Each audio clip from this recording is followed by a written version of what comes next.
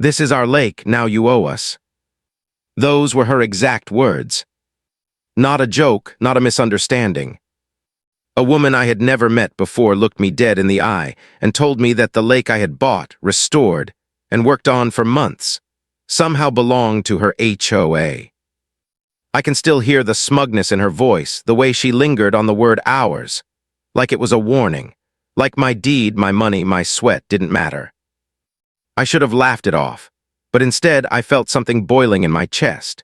You know that feeling when someone crosses a line so boldly, so shamelessly, you almost question your own sanity?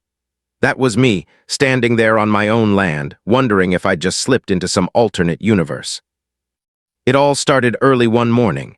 6 a.m. The air was sharp, cold enough that my breath hung like smoke in the dim light. I was out by the water with my old leather ledger, recording measurements. That was part of my ritual. As a water specialist, I knew the only way to keep track of the lake's health was with patience, numbers, and consistency. The gate had creaked when I pushed it open that morning, the damp wood swollen from last night's rain. My boots sank slightly into the soft soil as I walked down to the dock. I still had mud on the soles from yesterday's work, and the boards gave that hollow echo when I stepped on them. 6 months of restoration had brought the place back from being an overgrown swamp into something alive again. Water clarity was the best it had been in years. Schools of fish darted below the surface, flashes of silver just under the ripples. For the first time, I felt proud of what I'd built, like this land had finally accepted me. And then came the letter. The postal truck had pulled up right as I was writing my last numbers. The guy tossed a few envelopes into my rusty mailbox and drove off with that low gravel crunch under his tires. Nothing unusual. But one envelope stood out. Bold letters stamped across the top. Lake Maintenance Assessment. I remember frowning, tilting the paper in the early light. Assessment. For who? I lived nowhere near any community development and certainly no HOA.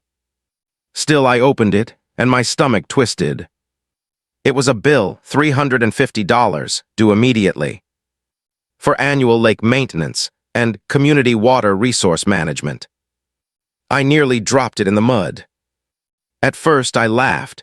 I honestly thought it had to be some clerical error, maybe the wrong address. Maybe they had meant it for someone in Millbrook Township, 30 minutes away, where there was actually a lakeside commons development. But as I stood there, holding that paper, the laughter didn't last. Something in me stayed tense. I went inside, pulled out my deed, county records, everything I had checked before buying the land. My lake was nowhere near any HOA border. In fact, the nearest HOA stopped nearly a quarter mile short of my property line. There was no gray area, no confusion. And yet, here I was, holding a bill as if I owed them money for maintaining the very water I had restored myself.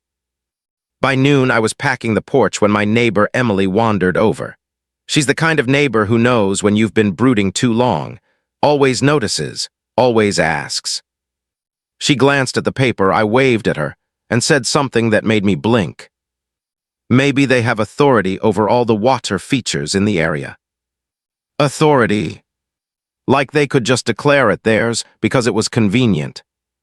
I shook my head and told her. That would be like another county's fire department sending me a bill for hydrants I never used. She nodded, but I could see in her eyes she wasn't fully convinced. And that's when I realized something I didn't want to admit. Maybe these letters worked on people. Maybe that was the point, make it look official enough, make the language confusing enough, and folks would just pay. That thought sat heavy with me. So I spent the rest of the afternoon pulling out my drone, mapping the borders with GPS markers, stitching together aerial proof that there was no overlap with any HOA land. I even printed county deed verifications. Everything lined up. My lake was mine. And yet, that night, sitting alone on the porch with the cicadas buzzing and the lake glimmering faintly under moonlight, I kept replaying those words in my head. This is our lake, now you owe us. Who exactly was us? And why did it feel like this wasn't just some paperwork mistake, but the opening move in something much darker? They didn't stop at letters. They never do. 2 weeks after I mailed off my cease and desist, I thought maybe, just maybe, the storm had passed. I had sent them everything.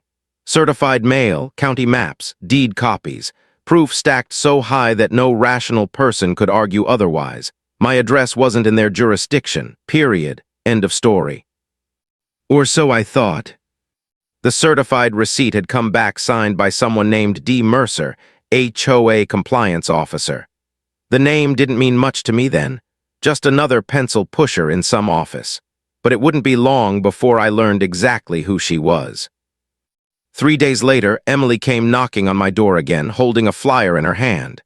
The paper was thick, glossy, printed in bold red letters at the top. Lakeside belongs to all. And beneath it, an invitation. A barbecue. Diane Mercer is hosting it, Emily said, her voice tight, like she already knew this wasn't about potato salad and grilled burgers. I looked at the flyer again.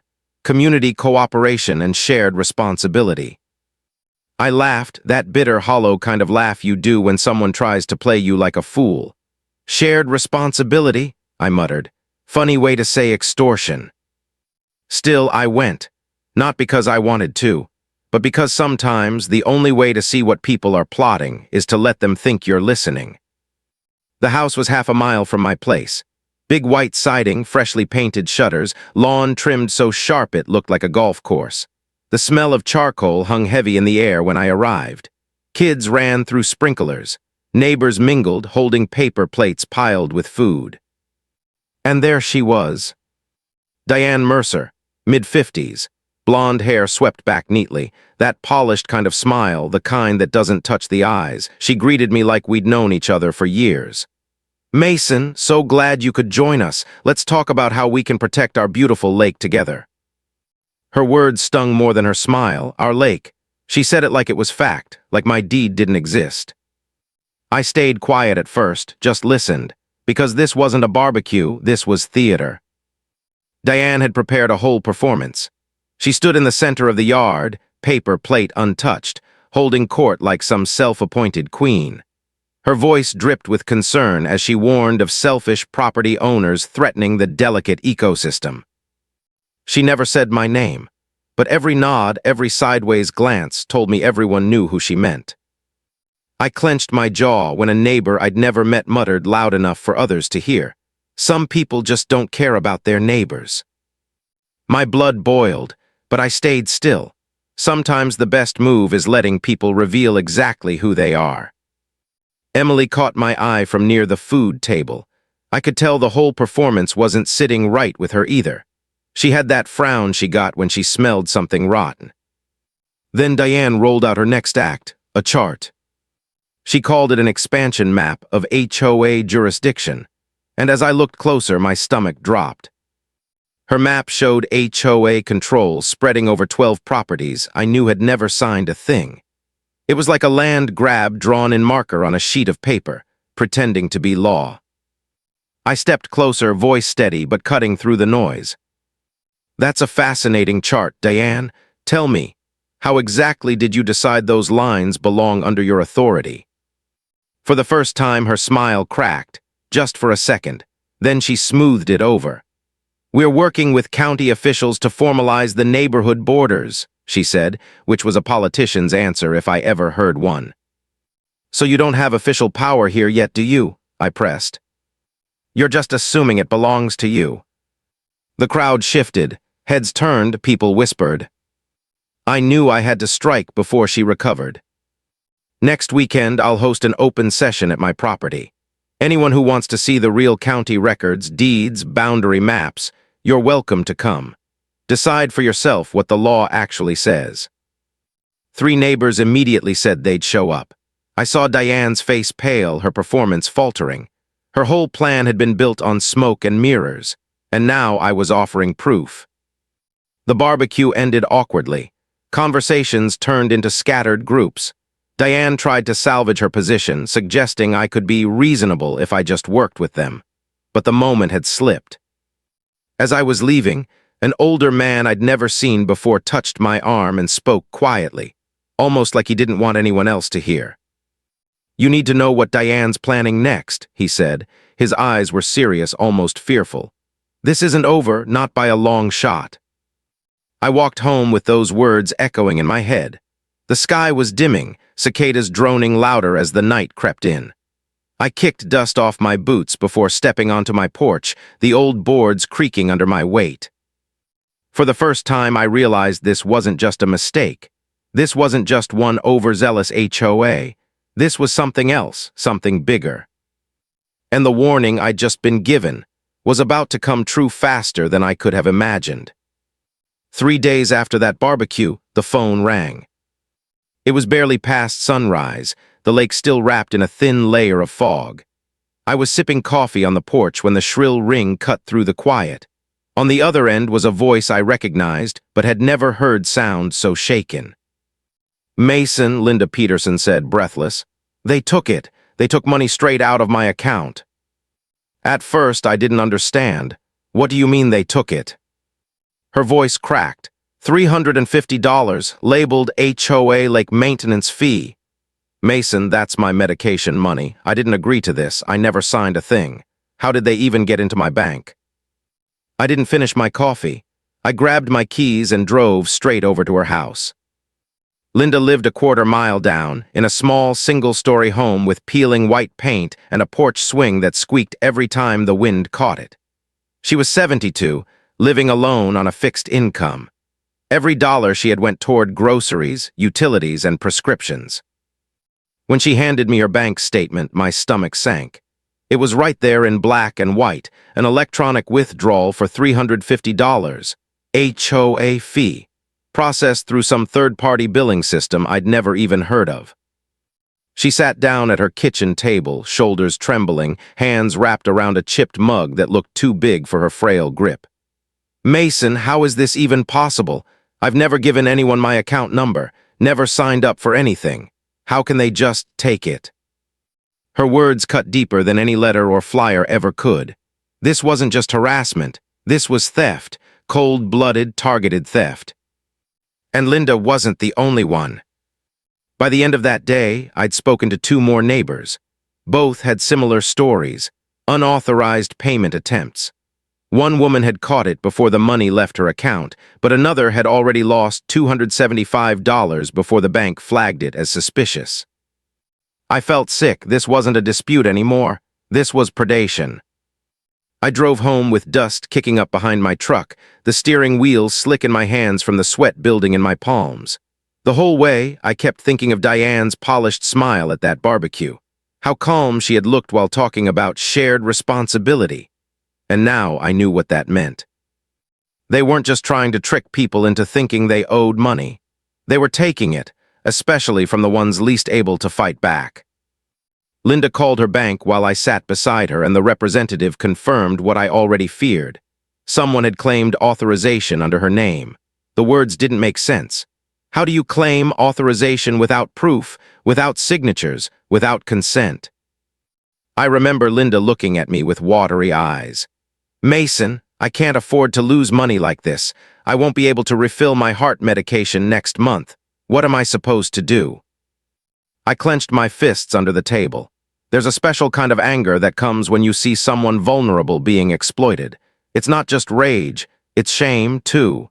Shame that people think they can get away with this. Shame that it's happening right in front of you. So I decided then, if they wanted to make this a fight, I would drag every ounce of truth into the light. The first step was helping Linda. I guided her through filing a fraud report with her bank. The branch launched a chargeback immediately and promised to investigate how her account had been tapped. The moment they saw it was unauthorized, they froze the association's merchant account pending review. That small victory gave me hope. Banks don't play around when it comes to unauthorized withdrawals. And Diane had made a massive mistake. She had personally guaranteed the account with her own name. By the end of the week, not only was Linda refunded, but the processor had flagged the HOA for serious violations. And then, the dominoes started to fall. Because fraud doesn't stay hidden for long. Federal financial regulators were notified. Multiple agencies opened inquiries when they realized an HOA was systematically targeting people outside their jurisdiction. They weren't just pestering landowners anymore. They were stealing from elderly residents, many of whom lived paycheck to paycheck. I remember sitting by my window that night, staring at the moonlit water, hearing the frogs croak along the shoreline. It should have been peaceful. But all I could think was, how many more Lindas were out there? How many people had quietly lost money, too embarrassed or too confused to speak up? That's when the weight of it hit me. This wasn't just about my lake anymore. This wasn't just my fight. It was bigger, much bigger. And Diane. She was about to find out what happens when you cross that line. Because once federal investigators got involved, this HOA scam wasn't just shady paperwork anymore. It was a crime. But if I thought that meant the nightmare was ending, I was dead wrong. Because 2 days after the feds froze her account, Diane came after me. I thought the fraud investigation would be the end of it. When the bank froze Diane's merchant account, I allowed myself a breath. For the first time in weeks, I sat on the dock, let my boots dangle over the water, and listened to the sound of the frogs echoing across the lake. It felt like relief. But relief never lasts long when you're up against someone who refuses to lose. 48 hours after regulators stepped in, my phone buzzed with an unfamiliar number. County Building Department. "Mr. Reed," the voice said crisply, "we've received reports of potential zoning violations on your property. We'll need to schedule an inspection immediately." I frowned, gripping the phone tighter. Violations? What violations? The woman wouldn't say, just repeated that I needed to make myself available. By the next morning, a white county vehicle rolled up the gravel road. Dust billowed behind it. 2 inspectors stepped out, clipboards in hand, eyes already scanning my property like they were searching for buried treasure. That was the beginning. Within a week, 4 different government departments had shown up at my gate. Building and zoning, environmental health, code enforcement, water management. All asking questions, all demanding paperwork. My dock repairs, they wanted architectural plans. My fish habitat improvements, they demanded environmental impact reports. The small shed I built 6 months ago, suddenly they said it needed a permit. The timing wasn't coincidence. I'd owned this property for over a year, worked on it every single day. Not once had I heard a whisper from the county about compliance.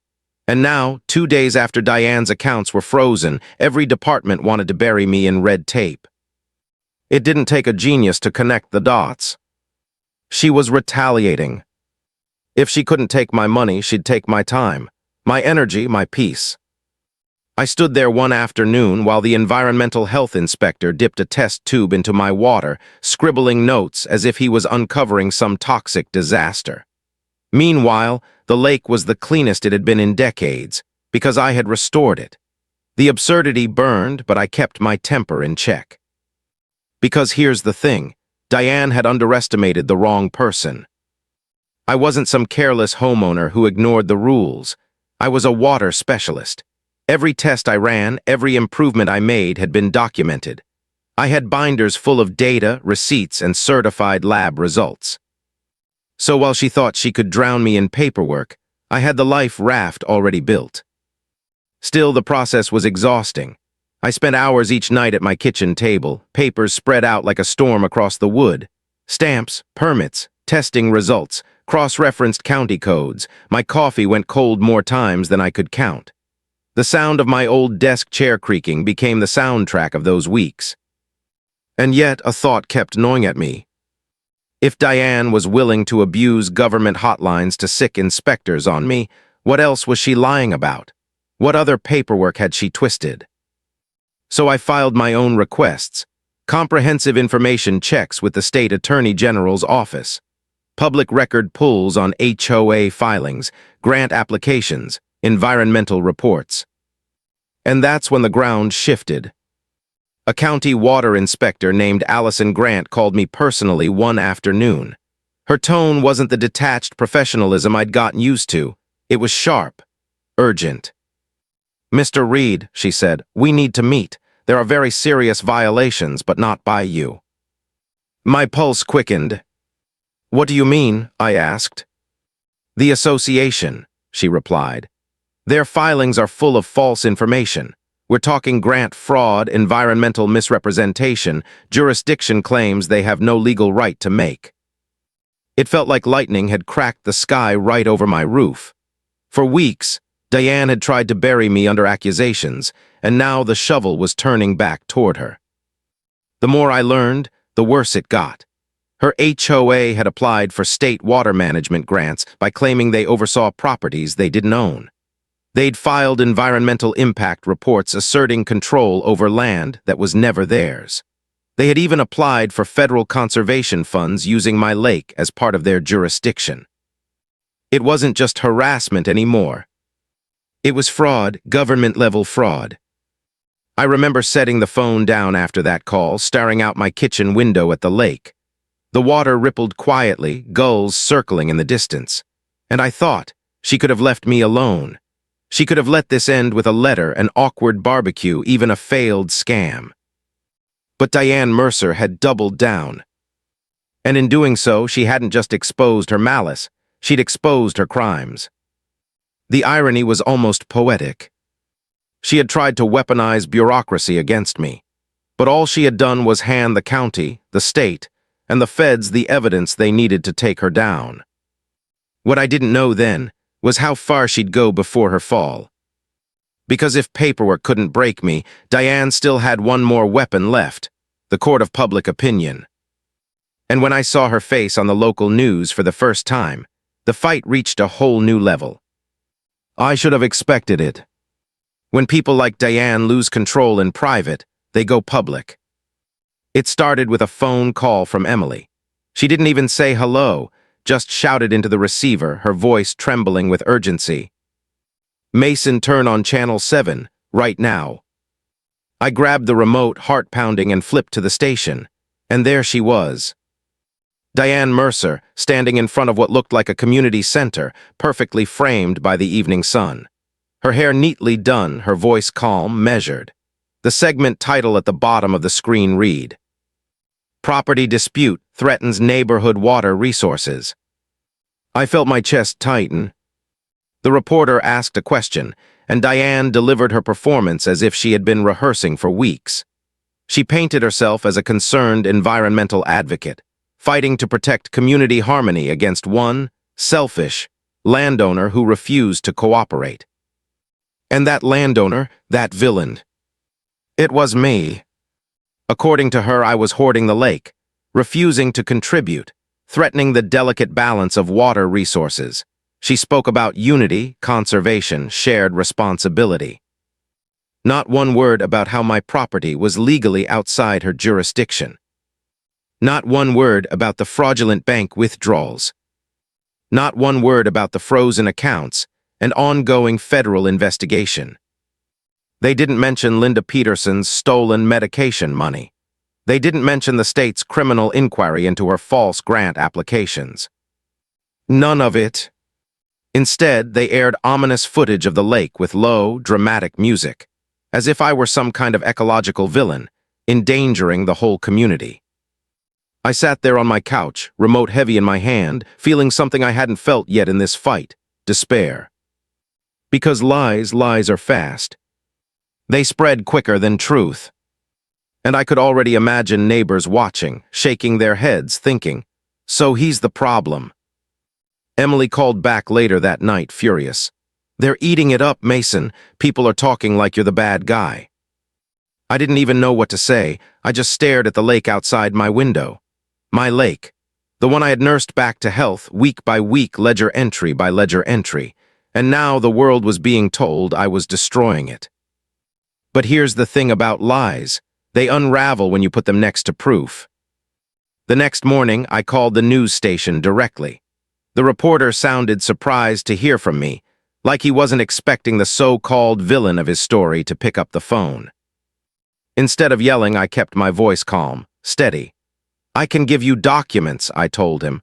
County records, federal investigations, evidence your viewers haven't seen. If you want the real story, you'll meet me." He agreed. Maybe he thought I'd stumble, give him defensive quotes to pad his narrative. But when I walked into that newsroom with a folder under my arm, I wasn't there to argue. I was there to prove. I laid it all out on the table. Boundary maps showing my property had never been part of any HOA, certified mail receipts, copies of my deed, fraud reports filed by Linda and others, federal inquiry letters showing Diane's name attached to unauthorized withdrawals. The reporter flipped through page after page, his brow furrowing deeper with every line. He asked questions, hard ones. I answered with evidence, not emotion. For once, the silence in the room worked in my favor. When I left, I still wasn't sure if they'd air the truth. News loves drama more than facts. But a week later, the follow-up segment ran, and the headline couldn't have been more different. Association Fraud Inquiry exposes illegal expansion attempts. This time, the footage showed not just the lake, but the documents, maps, fraud reports, testimonies from neighbors who had been targeted. The villain mask Diane had tried to paint on me started to crack. A neighbor named Rebecca Shaw, someone I barely knew, came forward in that piece. Turns out she was a forensic accountant. She showed with cold precision how Diane's HOA had systematically targeted vulnerable residents for illegal fees. "This isn't a dispute," she said, her voice clear, her eyes unflinching at the camera. "This is fraud, organized fraud, and the victims are our neighbors." For the first time in months, I felt the weight in my chest lighten. Public opinion began to shift. People saw the truth, not just my truth, but the truth laid bare with receipts, maps, and testimony. But victories like that come with a cost. Because the night that segment aired, my phone didn't stop ringing. Not from my own neighborhood, from strangers. People I'd never met, people from towns I'd never been to. Each voice carried the same story, the same warning. Their HOAs had done the exact same thing. Unauthorized fees, false maps, threats, expansions. One woman's voice cracked as she explained how she'd lost grocery money to a lake fee she'd never agreed to. Another man described being threatened with liens over land that wasn't even in HOA territory. And with every call, one thought grew louder in my mind. This wasn't just about my lake anymore. This was bigger, much bigger. Diane Mercer had opened the door, and what lay behind it wasn't just one HOA gone rogue. It was something darker, something systematic. And now I had to decide, would I stand alone? Or would I help expose all of it? The first meeting felt almost surreal. We gathered in a community center that smelled faintly of dust and old coffee. Fluorescent lights buzzed overhead, casting a pale glow across a circle of folding chairs. 23 people showed up that night, representing a dozen different neighborhoods. At first, it was awkward. People sat stiff, clutching papers, clearing throats. The kind of silence you get when everyone knows they've been wronged, but no one knows how to start saying it out loud. Finally, a man in his 60s broke the silence. His voice was quiet but heavy. "They told me if I didn't pay, they'd put a lien on my house. But my property isn't even in their jurisdiction." A woman sitting beside him nodded, tears brimming. "They took $200 from my account last month. I thought I was the only one." And then, one after another, the stories poured out. Unauthorized withdrawals, false maps, threatening letters, shady grant applications. It was like listening to echoes of my own nightmare, except this wasn't just me anymore. This was dozens of families, scattered across counties, all targeted by the same tactics. And as I listened, I realized something chilling. Diane's scam wasn't unique. It was systematic, coordinated, repeated like a script across neighborhoods. Rebecca Shaw, the forensic accountant who had spoken on the news, was there that night too. She didn't talk much at first, just sat quietly with her laptop open, fingers tapping as she pulled up spreadsheets. When the room finally quieted, she looked up and spoke with a precision that cut through the haze. "This isn't random," she said, turning the screen toward us. Rows of numbers glowed under the harsh fluorescent lights. I've tracked multiple transactions across different neighborhoods, the same billing system, the same amounts, the same fraudulent signatures. This is organized. Her voice didn't waver. It was clinical, but the weight of her words landed hard. What you're dealing with isn't a simple HOA overreach. It's financial fraud, environmental fraud, and corporate fraud rolled together, and it's been scaled, replicated, across counties, across people who never signed a thing. The room fell silent. You could feel the air shift, the realization that we weren't just victims of a pushy HOA president. We were staring down the outline of a criminal enterprise. That night, we decided we couldn't fight it alone. We needed to move as one. The alliance was born. We organized every document we had. Fraud reports, unauthorized withdrawals, copies of deeds and maps, false grant filings, Rebecca's spreadsheets, my aerial drone footage, Linda's bank statements. Piece by piece, we built a wall of evidence. And the more we stacked, the clearer the picture became. Over 40 properties targeted. More than $200,000 in attempted unauthorized charges. Multiple false government filings. Systematic exploitation of the elderly and vulnerable. When Rebecca finally closed her laptop that night, she said the words we were all thinking. This isn't a neighborhood dispute. This is racketeering. The word hung in the air like thunder. Racketeering, organized crime. Suddenly, everything felt heavier. But with the weight came clarity.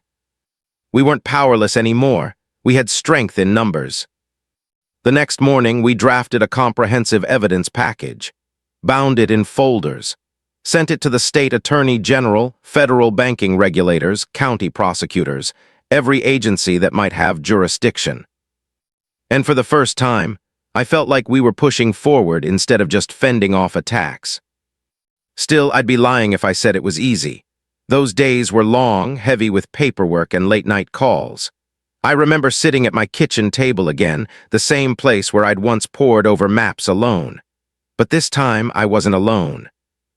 Rebecca would be on video chat, cross-referencing spreadsheets. Emily would be drafting letters. Other neighbors scanned old files, piecing together timelines. The sound of my old printer churning became the pulse of our alliance. And there was something strangely powerful about it. We weren't just defending property lines anymore. We were defending dignity. Linda's dignity. The dignity of every retiree who had been tricked into thinking they had no choice but to pay. Late one night, after hours of reviewing documents, I stepped outside. The air was cool, the lake shimmering under the moonlight. I thought about how it had all started, with one smug woman telling me, "This is our lake, you owe us." And now here we were, exposing an entire web of fraud that stretched far beyond my shoreline. Sometimes I think about that moment in the community center, the hush after Rebecca said racketeering. The way people's faces changed from fear to determination. It was the turning point. Because when individuals get targeted, they break. But when people stand together, the cracks heal into armor. And Diane Mercer. She had no idea the wall she was about to slam into. The official letter came in a plain white envelope, no different from junk mail. But when I tore it open at the kitchen table and read the first line, I felt something shift. Notice of corporate charter revocation proceedings. It was signed by the Secretary of State's office. For months, Diane had bullied, schemed, and lied her way through every crack she could find. She had convinced neighbors. She had weaponized county inspectors. She had spun stories for the evening news, but none of that mattered now. Because the state was stripping her association of the one thing that gave her cover, its legal existence. Our alliance had sent everything, boxes of files, sworn affidavits, spreadsheets, maps, fraud reports. And one by one, agencies had picked them apart. Federal banking regulators, state corporate oversight, county environmental boards, local prosecutors. It was like watching dominoes fall, each one landing harder than the last. The fraud against Linda Peterson and others had triggered federal financial inquiries. Diane's false grant applications had set off state-level criminal probes.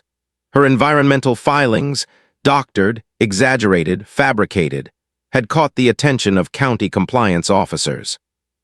And together, it was too much to ignore. The alliance became something like a command center. My living room turned into a war room of papers and laptops. The air smelled constantly of ink and stale coffee. People came and went, dropping off documents, updating spreadsheets, taking calls. One afternoon, Rebecca stood over the table with a stack of her accounting reports. Her voice was calm, but I saw her hands trembling slightly as she spoke. "This isn't just fraud," she said. "This meets the threshold for racketeering, coordinated criminal enterprise. Once federal prosecutors connect the dots, it's not just Diane facing charges, it's anyone tied to her network." The word racketeering echoed again, heavier this time, because it meant something bigger than a property scam. It meant prison. Meanwhile, Diane was unraveling. She tried doubling down, filed new complaints, gave more interviews, even tried sending fresh assessment bills. But her power was slipping. Neighbors who once nodded along at her barbecues now crossed the street to avoid her. People she had shamed in public were quietly testifying against her in private. And then came the headline we'd all been waiting for. Department of Justice opens racketeering review into HOA fraud cases. It was surreal, watching the news that night. The same station that once called me a selfish landowner now broadcasted footage of federal agents walking into HOA offices with evidence boxes in hand. The same reporter who had bought into Diane's lies now read words like fraudulent billing, elderly exploitation, criminal enterprise. I'll never forget the look on Emily's face when she watched it with me. She leaned back in her chair, let out a slow breath, and whispered, "It's actually happening." But with victory came the cost of waiting. Legal wheels turn slow, even when evidence is overwhelming. For weeks, we lived in limbo, knowing the truth was out, but waiting for justice to land. I spent those nights sitting on the dock, the lake calm beneath the stars. The frogs still croaked, the water still rippled, life moved on. And yet everything felt suspended, like the world was holding its breath. Finally, the summons arrived. Federal court. 6 months after the first fraudulent bill had landed in my mailbox, I stood in a courtroom with dozens of others, watching Diane Mercer face judgment. Her hair was pulled back, her face pale. She didn't have that polished smile anymore. No barbecue charm, no camera-ready performance, just a woman cornered by her own lies. The judge read out the charges one by one. Banking fraud, document forgery, conspiracy to commit wire fraud, state-level grant deception. Each word landed like a hammer. The evidence was overwhelming. Binders stacked high, victims testifying, federal investigators confirming the financial trail Rebecca had uncovered. When the sentencing came, the room was silent. Diane Mercer, the woman who once told me, "This is our lake and you owe us," now faced up to 20 years in combined state and federal penalties. Her organization was dissolved, bank accounts frozen, assets seized for restitution. And for the first time since this nightmare began, I felt something I hadn't allowed myself to feel in months. Relief. Not just for me, but for Linda, for the retirees who'd lost their grocery money, for every person who had stared at a fraudulent bill and felt powerless. Because now the message was clear. She wasn't above the law. No one was. The lake outside my window shimmered that evening as the sun sank low. For once, I wasn't measuring water clarity or flipping through documents. I just sat there, letting the cool breeze brush against my face, listening to the quiet ripple of the water I had restored. And I realized something. Sometimes you think you're fighting for yourself, for your land, for your peace. But sometimes you're fighting for everyone else too. And that fight can change everything. When the gavel came down that day, it felt like a weight lifted, not just off my shoulders, but off the whole community. The judge didn't just sentence Diane, he dismantled everything she had built on lies. Her HOA charter, revoked permanently. Their bank accounts, frozen and seized, assets liquidated to repay victims. What once masqueraded as a community association had been erased from legal existence. And the best part? The people she'd hurt. The ones she thought were too small, too quiet, too powerless to fight back, they got restitution. Linda Peterson, who had once sat at her kitchen table crying over lost medication money, received not only her stolen funds back, but additional compensation for the stress and hardship. She called me after the check arrived, her voice shaky but lighter than I'd ever heard it. "Mason, I can finally breathe again." Others, too, retirees who had been quietly robbed. Families who had been tricked into thinking they owed money they didn't. All of them reimbursed, protected by the same system Diane thought she could manipulate. For me, the closure wasn't in the money. It was in the precedent. County officials updated their records, drawing sharp, permanent lines around properties that had never belonged to any HOA. No more ambiguity, no more expansion tricks.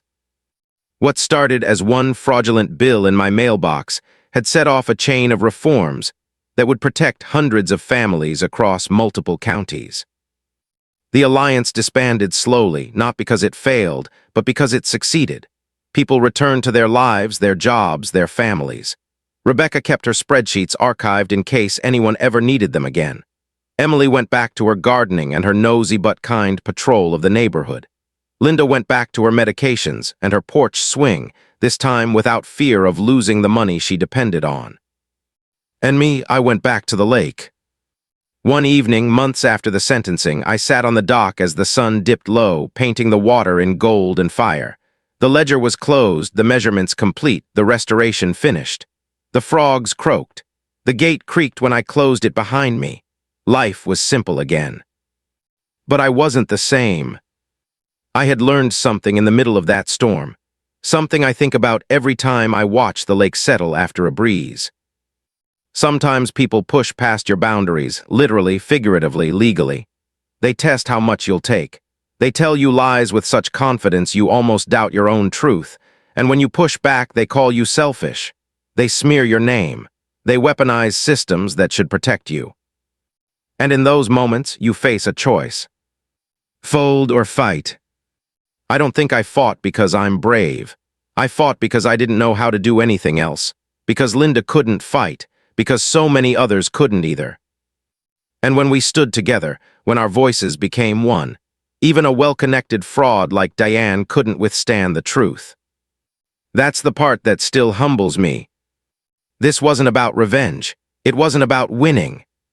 It was about showing that ordinary people, armed with nothing but persistence, records, and a little unity, could bring down something corrupt. The lake shimmered beneath me as I leaned back and let the last rays of sun warm my face. I thought about Diane in prison, about the years she'd serve, about the empire she'd lost. But mostly I thought about the people who'd been set free, free from fear, from manipulation, from exploitation. And I realized something strange. In a way, her attempt to steal from me ended up giving something back to all of us: security, protection. A stronger system for the future. Maybe that's the irony of justice. Sometimes, the harder someone tries to take from you, the more they end up giving when the truth catches up. I stood up, brushed the dust off my jeans, and looked out over the water one last time. It was calm, clear, mine. But more than that, it was safe. And for the first time in a long time, I felt like I could finally let go of the fight. I turned, walked back up the path toward my house, and let the dock creak back into silence. If you're still listening, maybe you've felt something like this before, someone pushing you, trying to take what's yours, making you doubt yourself. If so, let me tell you this: you're not alone. And standing your ground, even when it feels impossible, might not just save you, it might save someone else too. So keep your ground solid, keep your water clear. And never forget, sometimes the fight you never asked for is the one that sets others free. You've heard this confession, now wait until you hear the next one. The truth that shatters everything you thought you knew.